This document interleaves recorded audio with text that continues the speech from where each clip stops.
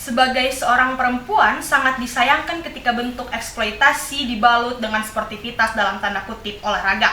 Dewan juri yang terhormat, status quo menggambarkan bagaimana mixed martial art atau yang kita kenal dengan MMA, di mana salah satu pertandingan olahraga baku hantam yang mempertemukan perempuan sebagai pelaku ataupun atlet yang berlaga dalam satu tempat, katakanlah ring, dan kemudian dipertontonkan secara masif dalam sarana hiburan seperti televisi. Dewan juri yang terhormat, kami sebagai kaum feminis menyesali adanya keterlibatan perempuan dalam olahraga baku hantam, dalam hal ini seperti MMA. Karena hakikatnya, kaum feminisme tidak hanya bicara pada ranah kesetaraan gender, melainkan bagaimana seharusnya perempuan diberlakukan dalam kehidupan peradaban dunia. Dewan juri yang terhormat, kemudian apa kemudian kaum feminisme dan mengapa dijustifikasi bahwasanya kami sebagai kaum feminisme lah yang paling menyesali adanya narasi ini. Dewan juri yang terhormat, kaum feminisme adalah mereka ataupun komunitas ataupun kelompok yang memperjuangkan hak, martabat, dan emansipasi daripada perempuan di status quo tanpa adanya diskriminasi, perbedaan kelas, dan pengklasifikasian antara laki-laki dan perempuan dalam kehidupan nyata. Dewan juri yang terhormat, bagaimana kemudian kami sebagai kaum feminis menjustifikasi atau dibenarkan untuk menyesali adanya narasi pada mosi perdebatan kali ini? Karena kita ketahui bersama bahwa tujuan awal daripada mereka sebagai kaum feminisme adalah untuk memperjuangkan hak-hak dan martabat daripada perempuan dalam kehidupan nyata, menjadi salah satu tujuan utama. Ketika kemudian timbul hal-hal seperti ini yang kemudian mendiskriminasi salah satu pihak, dalam hal ini kami sebagai perempuan, maka tujuan awal daripada kaum feminisme ini bertentangan dengan status quo, di mana seperti cabang olahraga yang mengeksploitasi dari dalam diri perempuan itu sendiri sebagai atlet. Dewan juri yang terhormat, esensi daripada olahraga yang kita ketahui bersama bahwasannya olahraga adalah bentuk pengolahan diri dan raga untuk bisa mendapatkan kebugaran jasmani dan rohani, ataupun sebagai salah satu bentuk pengimplementasian hobi dan lain sebagainya. Ketika kemudian di status quo olahraga ini dijadikan sebagai sarana hiburan, kemudian dipertontonkan secara masif dan dikonsumsi oleh halayak umum. Mengapa kemudian kami menyatakan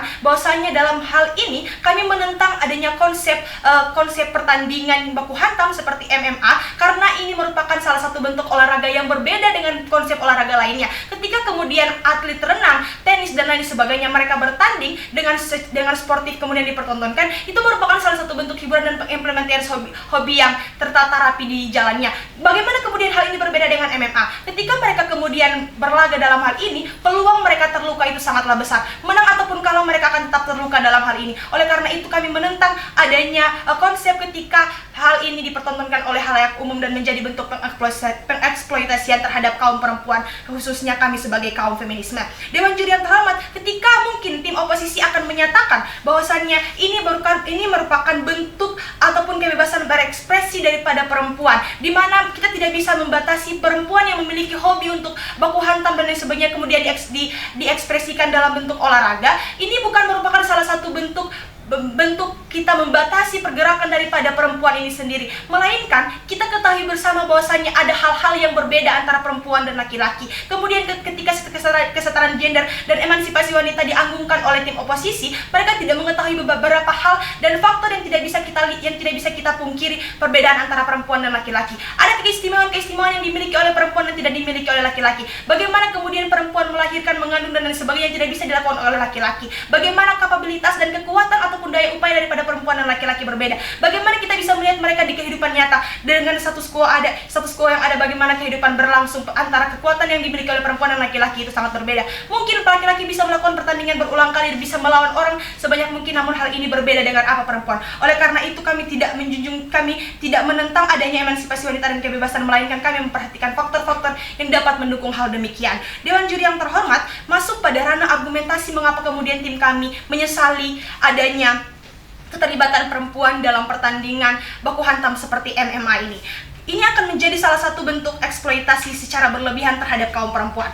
Eksploitasi bukan merupakan sesuatu yang buruk. Mengeksplor apa yang dimiliki adalah hal yang baik. Namun, dalam konsep ini, mereka perempuan ataupun atlet memiliki promotor ataupun pihak-pihak pendukung lainnya. Ketika kemudian mereka bertanding, menang ataupun kalah, mereka akan tetap mendapatkan penghargaan dalam hal ini berupa finansial. Ketika kemudian mereka menang, dalam hal ini mereka sebagai atlet, mereka akan menjadi salah satu aktor yang dikejar oleh beberapa pihak, katakanlah mereka sebagai promotor. Mereka akan terus mempush seorang atlet ini untuk bisa terus melakukan pertandingan dan terus berlaga di kemudian hari. Mereka akan tetap mempush bagaimana kondisi daripada atlet tersebut. Kita tidak bisa mengkiri menang ataupun kalau mereka akan tetap terluka. Oleh karena itu, semakin banyak pertandingan yang mereka lakukan, semakin tinggi kapabilitas mereka dalam sebuah pertandingan, maka peluang mereka untuk terluka. Dan dalam hal ini kemudian bagi dalam hal ini jangka panjang ataupun pendek yang akan mereka rasakan ketika mereka melakukan perlagaan secara berlebihan ini akan dirasakan oleh mereka sebagai perempuan,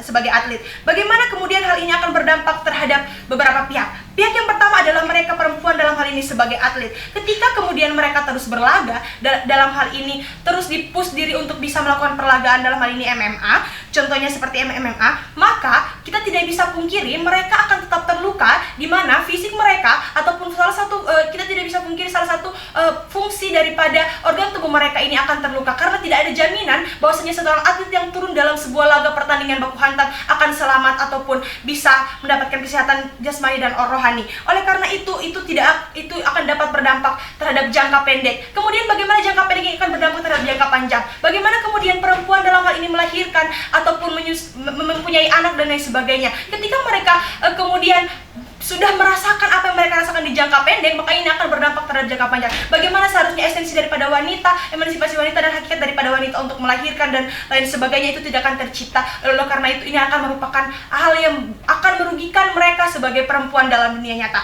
Kemudian yang kedua, ini akan berdampak terhadap orang lain. Kita tidak bisa pungkiri bahwasannya pertandingan baku hantam ini dikonsumsi oleh beberapa kalangan, seperti anak-anak dan orang dewasa. Bagaimana kemudian ini akan berdampak terhadap mereka anak-anak? Mari kita bayangkan bersama ketika mereka menonton sebuah hiburan yang dalam hal ini katakanlah MMA, mereka akan melihat bagaimana perempuan bertanding, bagaimana perempuan jatuh bangun dan dalam hal ini berkelahi dan lain sebagainya. Ini akan dapat merusak pola pikir daripada anak-anak. Mereka akan berpikir bahwasanya hal ini merupakan hal yang dibenarkan dan hal ini merupakan hal yang diinginkan dan diagung-agungkan. Oleh karena itu, ini akan dapat berdampak terhadap mereka perempuan dan juga oleh halayak umum. Oleh karena itu, kami bangga untuk membuka kasus perdebatan kali ini. Sekian dan terima kasih.